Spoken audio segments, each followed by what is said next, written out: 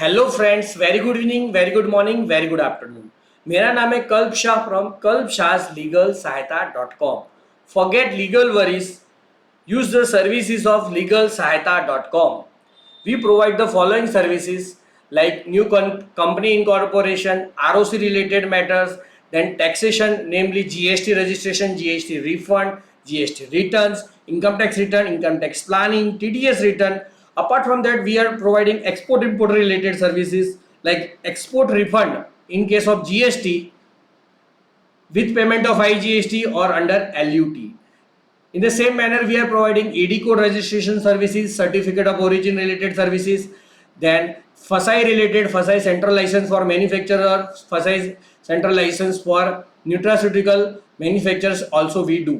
So we are the service provider for the following services: company incorporation, trademark, ROC compliances, legal drafting, NCLT matter, GST registration, GST return, GST legal matter, income tax planning, income tax return, income tax TDS, legal matters, export import related guidance like how does LC operates in export import, which kind of LC you should take, then foreign exchange related matters, then valuation related matters. Now directly coming to the point, we want to do ice gate registration.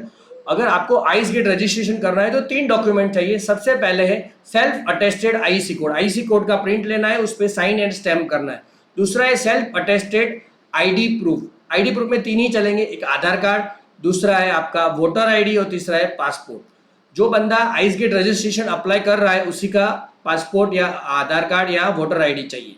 फिर एक है authority letter. अगर proprietorship है तो self authority letter, जो आपको जहां पे आप आधार कार्ड अटैच करोगे ना, क्योंकि वहां पे रजिस्ट्रेशन में 2 ही अटैचमेंट का जगह देता है, एक आईसी कोड और आधार कार्ड. तो आधार कार्ड के साथ आपको सेल्फ अथॉरिटी लेटर अटैच करना है प्रोप्राइटरशिप केस में. लेकिन प्राइवेट लिमिटेड या पार्टनरशिप या एचयूएफ होगा उसमें आपको 3 जगह देंगे, उसमें आपको बोर्ड रिजोल्यूशन अलग से अटैच करना है. तो उसका फॉर्मेट क्या आएगा वो सबसे पहले देख लेते. 3 डॉक्यूमेंट जो है,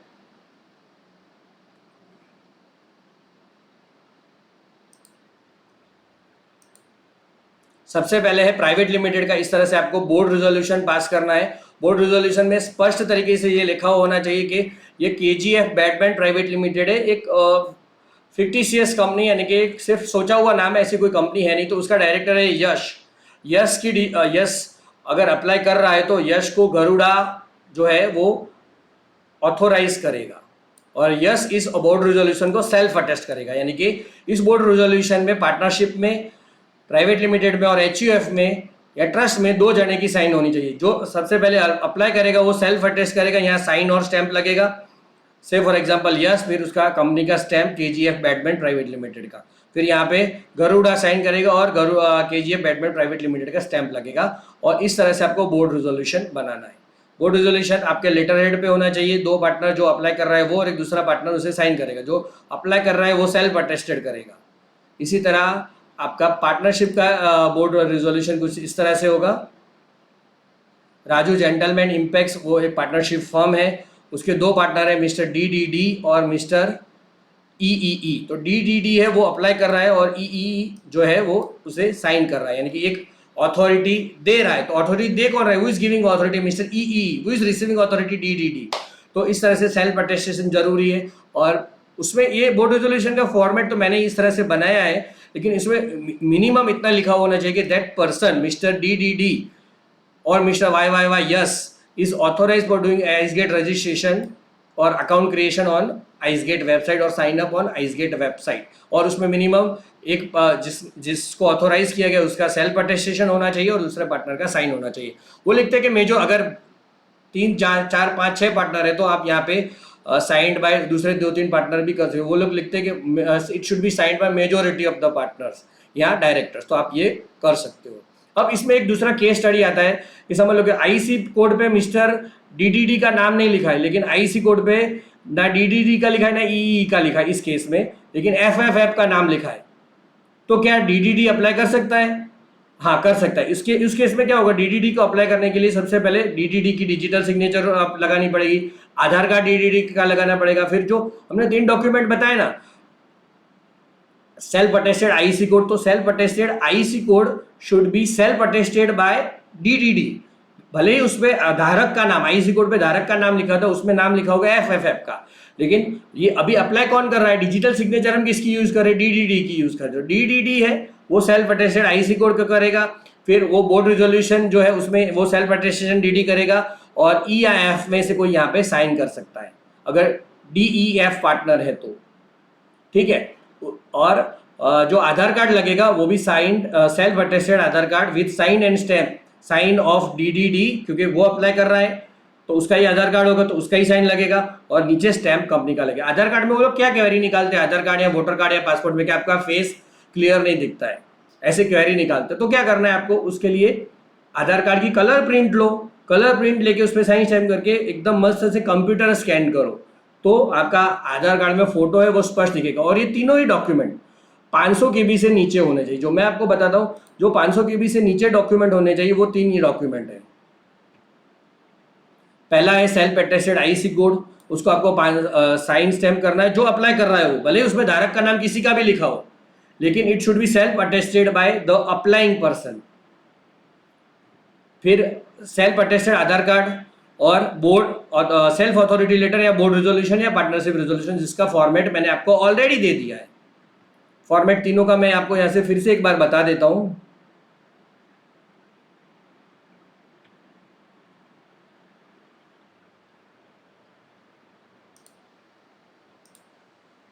ये self authority letter for proprietorship. Self authority letter में एक ही जन की सिग्नेचर आएगी, क्योंकि उसको किसी को पूछना नहीं है, क्योंकि proprietorship firm and proprietor is not having separate legal existence, both are same. Proprietor और प्रोप्राइटरशिप हमको अलग से पान नंबर दिया नहीं जाता है। तो mister XYZ is a proprietor and firm का नाम है के ग्लोबल। तो इस तरह से उसका भी मैंने बनाया, आपको फॉर्मेट बनाया दे दिया हुआ है। प्रोप्राइटर ऑफ के ग्लोबल IXYZ PQRS, यानी कि XYZ उसका नाम है, PQRS उसकी सरनेम या पिता का नाम है, नेम ऑफ प्रोप्राइटर। इस तरह से आपको board resolution self authority letter बनाना है। मैं यहाँ पे एक बार पॉज कर देता हूँ, आप पूरा इसको कॉपी पेस्ट कर सकते हो, या मैं इसको लिंक में भी डाल दूंगा, वर्ड फाइल डाल दूंगा। ये PDF है, मैं वर्ड डाल लूंगा ताकि आपको ईजी रहे। जहाँ पे भी XYZ PQRS है वहाँ पे प्रोपराइटर का नाम आएगा। Most of the cases exporter proprietor आते हैं, तो वहाँ पे XYZ PQRS की जगह अपना नाम लिखा है। As per name, as per आधार लिखना है, क्योंकि हम अप्लाई करते समय आपको आधार कार्ड का प्रूफ दे रहे हैं। आधार कार्ड, वोटर कार्ड या पासपोर्ट जो भी आप डाल रहे हैं उसका उस हिसाब से नाम लग रहा है। और आधार कार्ड डाल रहे हैं तो वर्चुअल ID VID वाला नहीं डालना है, जिसमें आधार कार्ड ओरिजिनल आधार कार्ड छपा वही डालना है। क्योंकि कई बार क्या होता है कि हम हाइड करने के लिए उसको आधार कार्ड नंबर छुपा देते हैं, तो वो छुपा हुआ नहीं डालना है, हिडन नहीं डालना है। फिर उसकी एक दूसरी रिक्वायरमेंट है आइस गेट रजिस्ट्रेशन की, वो है मोबाइल नंबर और ईमेल आईडी। जो DGFT और GST में दिया हो ना वो सेम होना चाहिए। तो GST में लॉगिन कीजिए, वहाँ पे राइट कॉर्नर में आपका जहाँ नाम लिखा उस पर क्लिक कीजिए, माय प्रोफाइल में जाइए। माय प्रोफाइल में कॉन्टैक्ट्स, उसमें ऑथोराइज सिग्नेटरी में जो मोबाइल नंबर और ईमेल आईडी है वो DGFT में सेम होना चाहिए। देखिए मेरे में यहाँ पे है जो मेरा नाम लिखा है और मोबाइल नंबर और ईमेल आईडी लिखा है, वो मेरा DGFT की वेबसाइट है dgft.gov.in, उसमें भी सेम होना चाहिए। उसमें कहाँ सेम होना चाहिए? तो वहाँ पे आप होम पे जाइए, होम पे मैनेज प्रोफाइल पे जाइए। मैनेज प्रोफाइल में मोबाइल नंबर जो लिखा है और ईमेल आईडी जो लिखा है वो इस मोबाइल और ईमेल आईडी से सेम होना चाहिए। अगर आपको चेंज करना है, देखिए तीनों जगह सेम रखना है, DGFT, GST और आइस गेट। तो तीनों को सेम करने के लिए पहले अगर हम आइस गेट में सबसे लास्ट रजिस्ट्रेशन कर रहे हैं तो पहले 2 रजिस्ट्रेशन ऑलरेडी जो हो चुके हैं उसको सेम करना पड़ेगा। अभी 2 चीजों को सेम करने के लिए किसी एक को चेंज करना होगा। अगर मुझे आप और मैं अगर सेम बनना चाहते हैं तो या तो मुझे आपके जैसे हो जाना पड़ेगा या फिर आपको मुझे मेरे जैसा होना चाहिए। अगर आपने व्हाइट टी शर्ट पहनी और मैंने रेड पहनी है तो या तो मैं व्हाइट पहन लो या आप रेड पहन लो। तो DGFT में चेंज कर लो या GST में चेंज कर लो। अगर DGFT में चेंज करना है तो आपको मॉडिफाई प्रोफाइल में जाना पड़ेगा। यहाँ पे होम पेज पे जाइए, मॉडिफाई IEC, वहाँ पे स्टार्ट फ्रेश एप्लीकेशन, या फिर पहले से कर रखी है तो वो आपको बताएगा एग्जिस्टिंग एप्लीकेशन।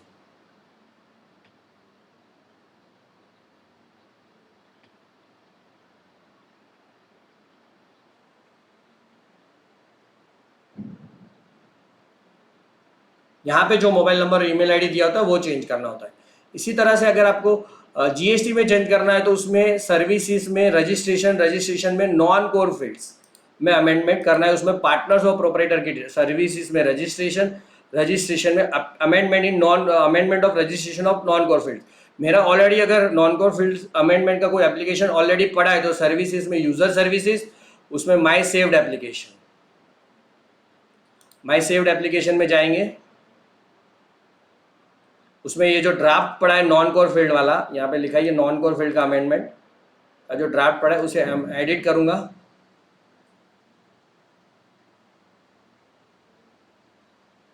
वहाँ पे पार्टनर और प्रोपराइटर्स में मैं जाऊंगा और यहाँ पे एडिट करूंगा। पार्टनर प्रोपराइटर डिटेल्स में एडिट करना है। मेरे को यहाँ पे सिर्फ मोबाइल नंबर एडिट करना है तो मैं यहाँ पे मोबाइल नंबर डाल दूंगा।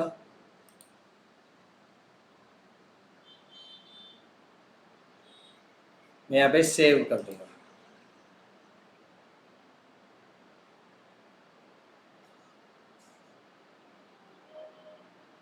फिर यहाँ पे मोबाइल और ईमेल दोनों पे ही ओटीपी आएगा। उसके बाद हम आगे बढ़ सकते हैं। तो मोबाइल नंबर और ईमेल आईडी तीनों ही जगह सेम रखना है। और आइस गेट रजिस्ट्रेशन अभी आजकल बहुत ही 7 से 15 दिन वो लोग ले रहे हैं, तो हमें थोड़ी धीरज भी रखनी पड़ेगी। उसके लिए 3 डॉक्यूमेंट मैंने बताए, वो मैंने आपको बता दिए हैं।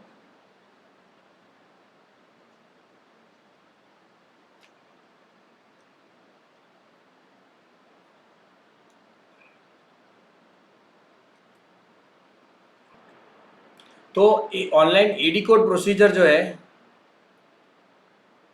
वो 3 स्टेप है। सबसे पहले डिजिटल सिग्नेचर क्रिएट करना, फिर यूजर आईडी पासवर्ड प्राप्त करना। जैसे मैंने बताया यूजर आईडी पासवर्ड के लिए जो प्री रिक्वायरमेंट बताया, अभी मैं आपको प्रैक्टिकली करके दिखाऊंगा। यूजर आईडी पासवर्ड आने के बाद उस यूजर आईडी पासवर्ड से आपको लॉगिन करना है। उसके बाद आप आइस गेट के ऑथोराइज यूजर बन जाएंगे। यूजर बनने के बाद आप उसके जितने भी फंक्शन है वो यूज कर पाते हो। तो एडी कोड रजिस्ट्रेशन के लिए कुछ रिक्वायरमेंट्स है, उसके लिए आपको 5 डॉक्यूमेंट्स देने पड़ेंगे। जो स्टेप 1 है डिजिटल सिग्नेचर, स्टेप 2 है आइस गेट रजिस्ट्रेशन जो मैंने आपको बता दिया, जिसमें mobile number email ID same होना चाहिए।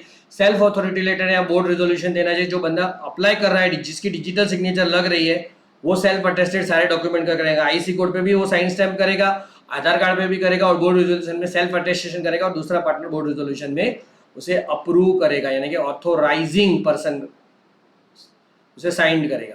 फिर अभी एडी कोड रजिस्ट्रेशन के लिए नावा शेवा और मुंबई एयरपोर्ट के लिए कुछ स्पेसिफिक फॉर्मेट है। आपको एडी कोड रजिस्ट्रेशन के लिए करीबन 850 या 800 केबी के अंदर ये 5 डॉक्यूमेंट्स को मर्ज करने।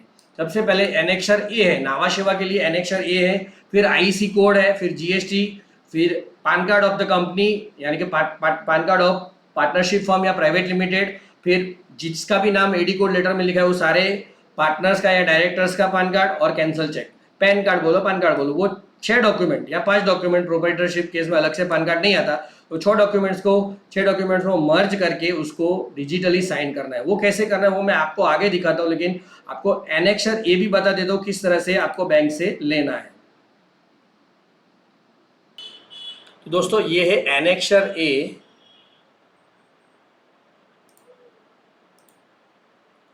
एनेक्सर ए में क्या है कि बैंक ऑथोराइजेशन लेटर, फिर reference to public notice number 105/2020 वो मुंबई एयरपोर्ट का है और नावा शेवा का इस तरह से अलग से नोटिस नंबर है। बाकी पूरा फॉर्मेट सेम है। It is certified that Messrs so and so, address of the account holder so and so, is holding current account is so and so, date with our branch. फिर यहाँ पे matching with the IC, इसकी details जो है address वगैरह matching है। यहाँ पे एक्चुअल आईसी नंबर लिखना है, फिर account number, AD code, IFSC code, name of the authorise signatory. अब यहाँ पे अगर प्राइवेट लिमिटेड या पार्टनरशिप फर्म है तो जितने पार्टनर्स का नाम लिख रहे हो उतने पार्टनर्स का एडी कोड लेटर अप्लाई करते समय पैन कार्ड अटैच करना है। वो जो 6 डॉक्यूमेंट है 6 की जगह 7 हो जाएंगे अगर 2 पार्टनर्स का नाम लिखा है तो। फिर bank email ID of the account holder, contact number of account holder, mobile number, name of branch, name of bank, name of branch, address of branch आपकी बैंक का, email ID of branch, contact number of branch और employ ID and name of the issuing authority. समझ लो कि कोई एक बंदा XYZ ने ये लेटर इश्यू किया तो उसका नाम XYZ और उसका employ ID so and so 1 2 3 जो भी हो वो वहाँ पे लिख रहा है जो बंदा ये लेटर इश्यू कर रहा है। और यहाँ पे कई बार है ना बैंक कुछ रिस्ट्रिक्शन डाल देती है कि this there is no risk and responsibility on the bank side for issuance of this letter. लेकिन जो मुंबई एयरपोर्ट वाले हैं वो लेटर में इस तरह से लिमिटेशन नहीं चलाते, उन्होंने एक अलग से पब्लिक नोटिस निकाली और इस लिमिटेशन को नहीं रखना ऐसा बोला। इस तरह से नावा शिवा का जो लेटर है वो भी कुछ इस तरह से, उसमें सिर्फ इतना ही चेंज है, ऊपर जो पब्लिक नोटिस नंबर है वो अलग है। और ये दोनों ही मेल, दोनों ही लेटर अगर आपको मुंबई एयरपोर्ट या मुंबई नावा शिवा पे कराना है तो इस ईमेल आईडी पे व्हाट्सअप करना, सॉरी व्हाट्सअप नहीं, माय मिस्टेक, व्हाट्सअप की दुनिया में ईमेल करवाना है। आपका बैंक का ऑफिशियल पर्सन अपने ऑफिशियल ईमेल आईडी से मुंबई एयरपोर्ट के लिए इस ईमेल आईडी पे ediaccmum5@gmail.com पे, और नावा शिवा के लिए इस ईमेल आईडी पे मेल करेगा, edi@jawaharcustoms.gov.in पे मेल करेगा। तो दोस्तों इस तरह से एडी कोड लेटर होगा। एडी कोड में क्या है कि एडी कोड कोई आपको एक ही पोर्ट पे करना है, इंडिया के बाकी के सारे पोर्ट्स पे आपका एडी कोड अपने आप ही दिख जाएगा। और जो आईएफएससी कोड है वो हर एक पोर्ट पे अलग अलग करना है। तो एडी कोड क्यों होता है? तो एडी कोड आपको बायर से पेमेंट लेने के लिए होता है। फॉरेन में जो फॉरेन एक्सचेंज में पेमेंट आता है, डॉलर, यूरो, पाउंड, लेके आओ कोई एक पोर्ट पे करोगे तो पूरे इंडिया के सारे पोर्ट पे आपको कराने की जरूरत है। तो मैं आपको टिप देता हूँ, अब ज्यादातर कोई इजी पोर्ट पे करो एडी कोड, मैं आपको टिप देता हूँ मुंद्रा पे करो। मुंद्रा पे करो तो इंडिया के बाकी के सारे पोर्ट पे अपने आप दिख जाएगा, बाकी के पोर्ट पे करने की जरूरत नहीं रहेगी। और आईएफएससी कोड है वो इंडिया के हर एक पोर्ट पे अलग अलग करना पड़ेगा। तो आईएफएससी कोड क्यों होता है? ड्यूटी ड्रॉबैक और जीएसटी रिफंड लेने के लिए होता है। तो अगर गवर्नमेंट से आपको ड्यूटी ड्रॉबैक और जीएसटी रिफंड लेना है तो आईएफएससी कोड जिस पोर्ट से आप एक्सपोर्ट कर रहे हो वो हर एक पोर्ट पे लेना पड़ेगा। तो एडी कोड और आईएफएससी कोड है, AD code is to be registered at one port that would be called your parent port, और IFSC code is to be registered separately from each port. यानी कि उन्होंने ईज ऑफ डूइंग बिजनेस किया लेकिन for AD code purpose के लिए किया। AD code centralise हो गया। हाँ, और आप दो बैंक के अलग अलग एडी कोड भी रख सकते हो, लेकिन वो आपको दो अलग अलग पोर्ट पे करना होगा। इजी टिप मैंने बताई, आपका पेरेंट पोर्ट मुंद्रा रखो या अहमदाबाद एयरपोर्ट या दिल्ली एयरपोर्ट रखो, वहां पे जल्दी से अप्रूवल आ जाती है, तो वो आपका पेरेंट पोर्ट रखो। अगर समझ लो आपको दो बैंक रखनी है एडी कोड, तो आईएफएससी कोड में यानी कि ड्यूटी ड्रॉबैक और GST refund with payment of IGST का लेने के लिए सिर्फ आपको हर एक पोर्ट पे आईएफएससी कोड करना पड़ेगा, लेकिन वो एक ही बैंक का रखो। एडी कोड समझ लो कि आप अहमदाबाद एयरपोर्ट पे एचडीएफसी का रखते हो, दिल्ली एयरपोर्ट पे आप आईसीआईसी का रखते हो, फिर भी आप पूरे इंडिया के कोई भी पोर्ट पे एचडीएफसी या आईसीआईसी से फॉरेन एक्सचेंज में पेमेंट ले पाओगे। लेकिन आप जिस पोर्ट से एक्सपोर्ट कर रहे हो उस पोर्ट पे आईएफएससी कोड आपको सिर्फ एक ही बैंक का रखना है, वो हर एक पोर्ट पे सेपरेटली करना होता है इसलिए। तो AD code centralise, IFSC code decentralise.